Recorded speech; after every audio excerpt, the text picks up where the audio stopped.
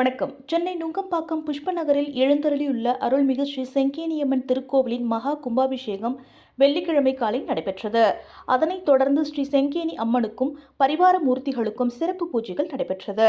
பின்னர் பக்தர்கள் சுவாமி தரிசனம் செய்தனர். அவர்களுக்கு அம்மன் பிரசாதம், அன்னதானம் வழங்கப்பட்டது.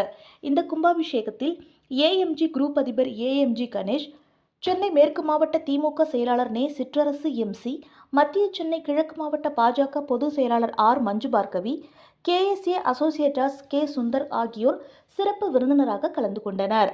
அதன் பின்னர் கோவிலின் சிறப்பம்சம் குறித்து தலைவர் வி. வீராசாமி அவர்கள் பேசினார். 60 ஆண்டுகளாக குடிகொண்டுள்ள இந்த அம்மன் கிராம தேவதை என்று அழைக்கப்படுகிறார்.